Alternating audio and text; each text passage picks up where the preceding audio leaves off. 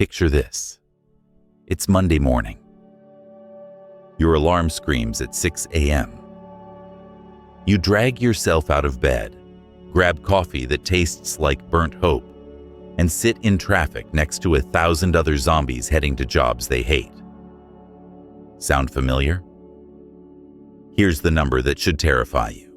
85% of people globally hate their jobs. 70% feel completely stuck in life. Yet only 2% ever make a radical change. Why? Because there's a $7 trillion industry built on one simple premise: keeping you exactly where you are. Think about it. Your smartphone updates itself constantly, evolves, adapts. But you're running the same mental software from when you were 12 years old. The same fears. The same limiting beliefs. The same scripts about what's realistic and what's not. Carl Jung discovered something that should shake you to your core. While man lives like a herd animal, he will not have his own psyche. Your thoughts aren't yours. Your dreams aren't yours. Even your deepest desires were programmed into you by a system that profits from your predictability. But here's what they desperately don't want you to know. Mediocrity isn't a personal failing. It's a manufactured outcome.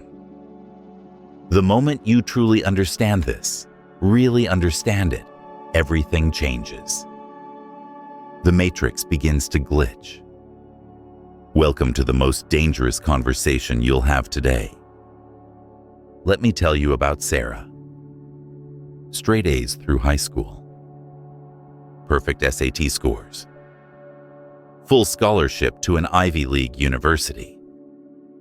By 22, she sat in her corporate cubicle, staring at spreadsheets that meant nothing to her, and realized a horrifying truth.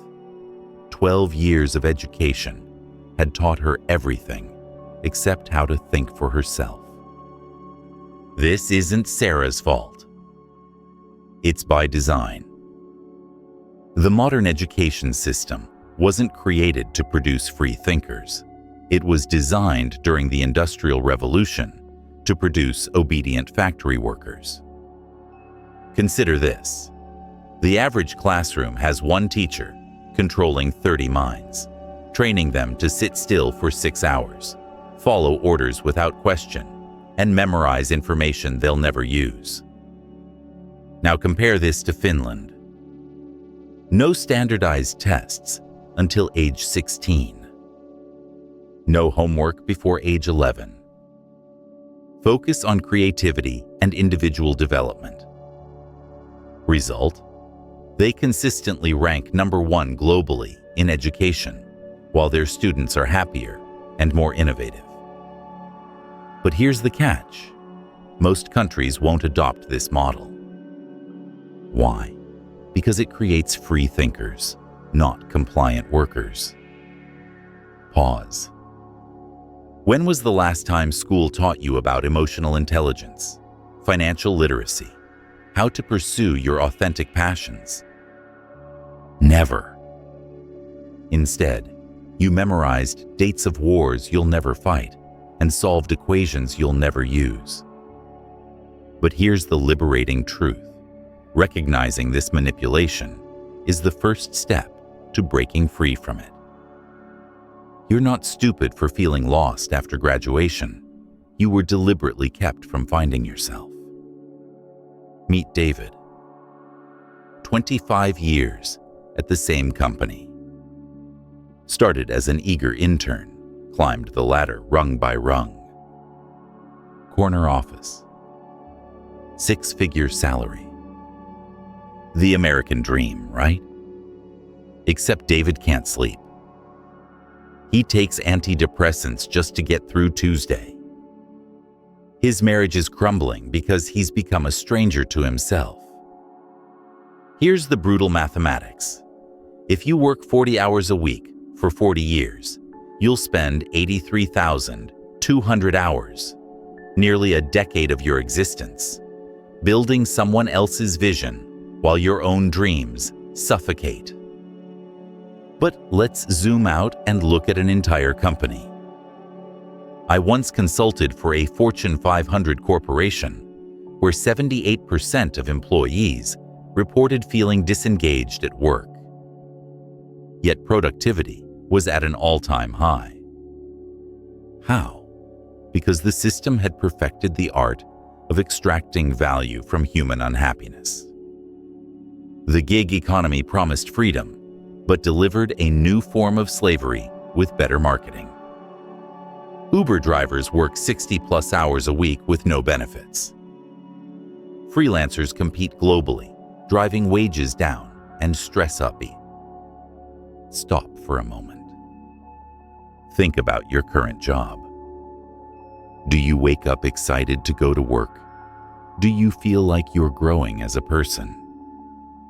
And here's why this realization is actually empowering.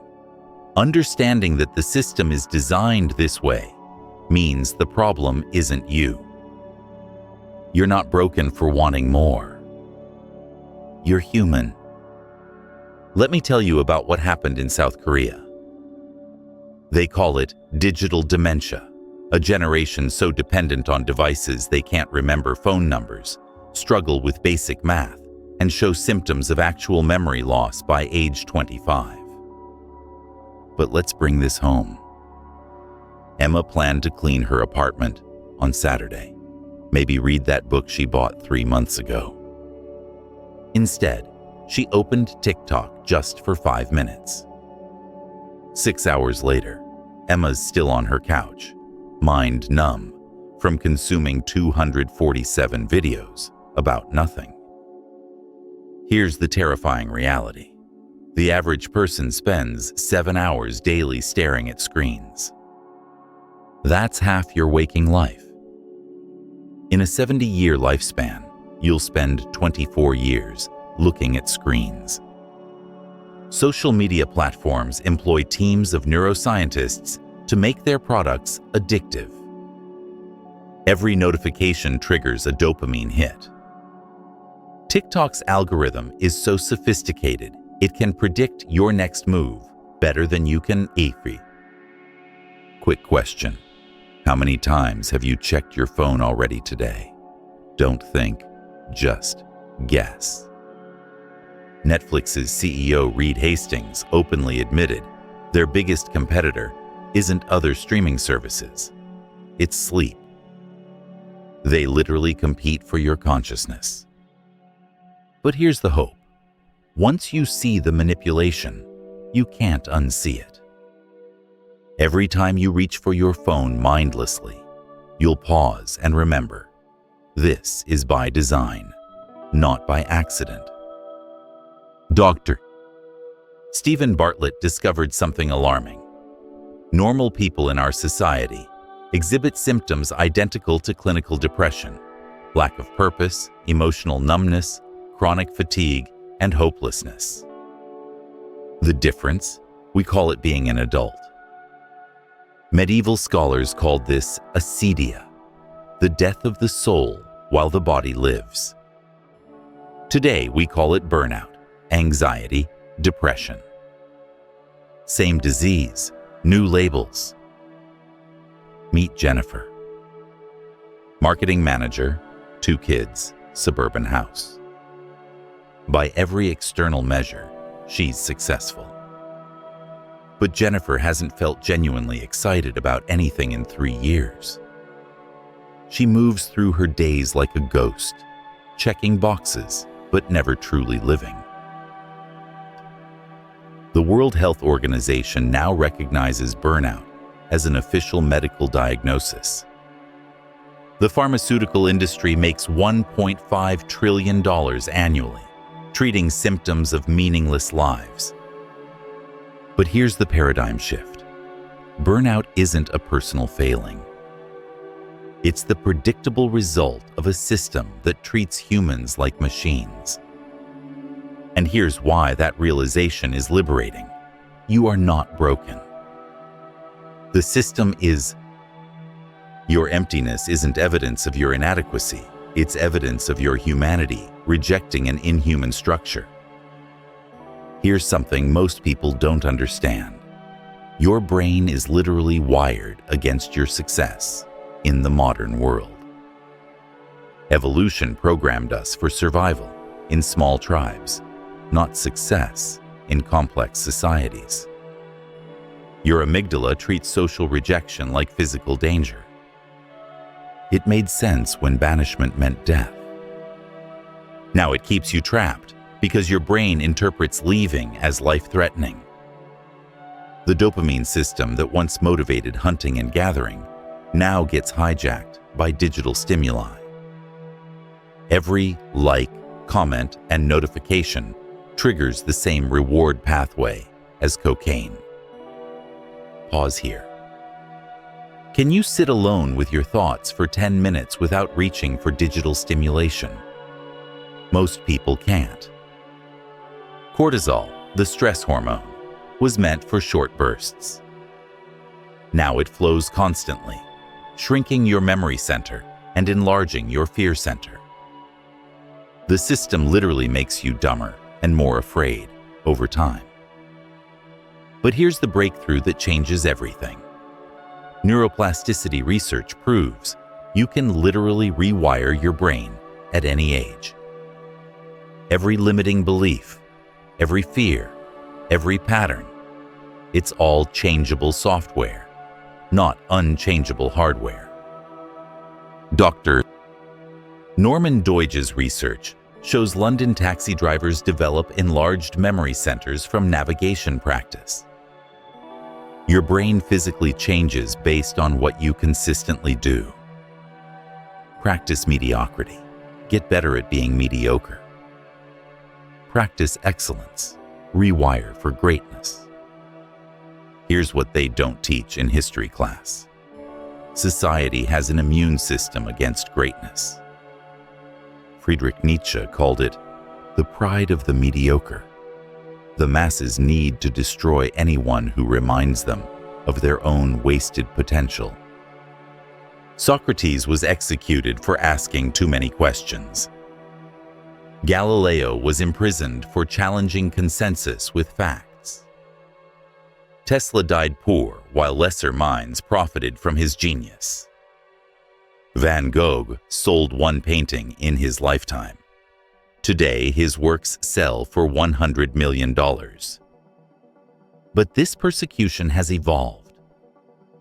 Today, when you start reading instead of watching TV, exercising instead of drinking, building instead of consuming, watch how quickly your social circle tries to pull you back down.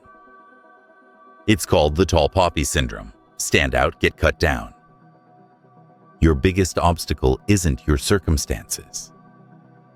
It's the people closest to you who profit from your limitations. Think about this. When was the last time someone criticized you for trying to improve yourself? Did you let their opinion stop you? Social media algorithms amplify this effect. Platforms throttle content that makes people think. Controversy gets views. Wisdom gets buried. But here's what's fascinating. Every person who ever made a significant impact faced this exact resistance. The Wright brothers were ridiculed by experts who proved human flight was impossible. Steve Jobs was fired from his own company for being too disruptive. The resistance you feel when trying to grow. That's not a bug. It's proof you're moving in the right direction. Now comes the most important part. How do you actually break free?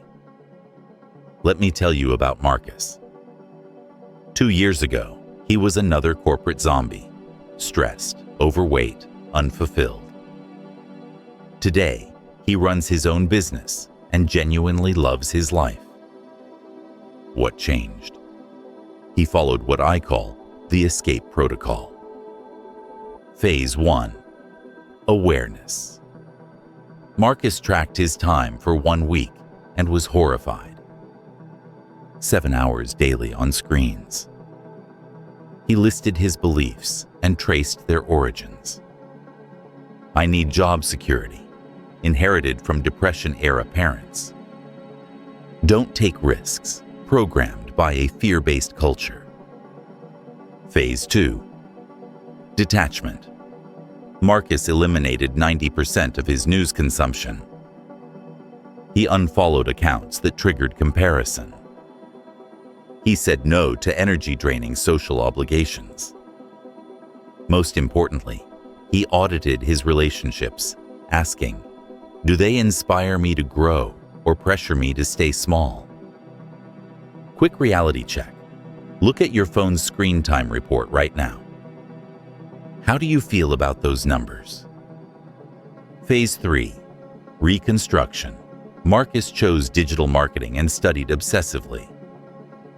While coworkers watched Netflix, he took courses. Instead of taking advice from broke relatives, he found mentors who'd achieved what he wanted. Phase 4. Implementation. Marcus started before he was ready. Perfectionism is just fear wearing a disguise. He launched his side business with minimal skills and learned by doing. 6 months later, his side income exceeded his salary. 12 months later, he quit his job. What made the difference? Marcus developed systems, not just goals. Instead of hoping to read more, he read 30 minutes before breakfast daily. Systems make success inevitable rather than accidental. Here's the empowering truth. This protocol works for anyone willing to follow it. The only question is, are you willing to pay the price of temporary discomfort for permanent freedom? Here's the secret that terrifies the system. When one person breaks free, it gives others permission to do the same. When Marcus left his corporate job, 3 colleagues asked how he did it. Within a year, 2 had started their own ventures. When his sister saw his transformation, she went back to school. One person's authentic living creates waves that touch countless lives. This isn't just individual success, it's social evolution. In a small town in Denmark, one family started a permaculture garden. Within 5 years, the entire community had transformed their food system, local economy, and relationship with the environment. One family's choice rippled into collective change. History's greatest leaders weren't born different. They chose differently. Gandhi wasn't exceptional until he decided to be. Rosa Parks was a tired seamstress until she decided enough was enough. Final question. What would happen if the people in your life saw you living with complete authenticity? What if your example gave them permission to pursue their dreams? Jung said it perfectly. The privilege of a lifetime is to become who you truly are. But becoming authentic isn't just personal development. It's a revolutionary act in a world that profits from your conformity. The ripple effect is exponential. If you inspire one person, who inspires one person, who inspires one person, within 20 generations, you've impacted over 1 million lives. You have a choice: reinforce the system or become the solution. You can be the pebble that creates the ripple that becomes the wave. You've reached the glitch in the matrix, the moment where everything changes or nothing does. Here's your brutal reality check. 99% of people watching this will do absolutely nothing. They'll feel inspired for 6 minutes, then return to their comfortable cage. They'll share this video while changing nothing about their lives. The system is counting on this. Your mediocrity is their profit margin. But you're still here. You're still listening. You're still thinking. That makes you dangerous. You now understand that the prison door was never locked. You just never tried to push it. Right now, you have two choices. Choice 1. Close this video. Return to your scroll. Join the 99% who know the truth, but lack the courage to act. Choice 2. Decide that this moment is when your real life begins. Stop being a character in someone else's story and start being the author of your own. The beautiful, terrifying truth: you've always been free. You just forgot. Freedom isn't something you achieve, it's something you remember. Greatness isn't something you become, it's something you decide to express. So what's it going to be? Will you be the exception or just another statistic? The choice is yours. It always has been.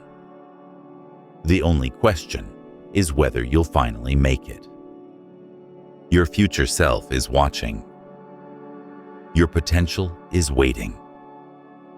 Your destiny is calling. Choose carefully. You only get one life. If this hit different, you know what to do. Hit that like button, not for me, but for everyone who needs to hear this truth. Subscribe for more uncomfortable conversations about living authentically. Share this with someone who's ready to break free. Comment awakened if you're ready to burn your old life down and build something extraordinary from the ashes. Then tell me in one word what you're going to change first. Your transformation starts now. The only question is, how far are you willing to go?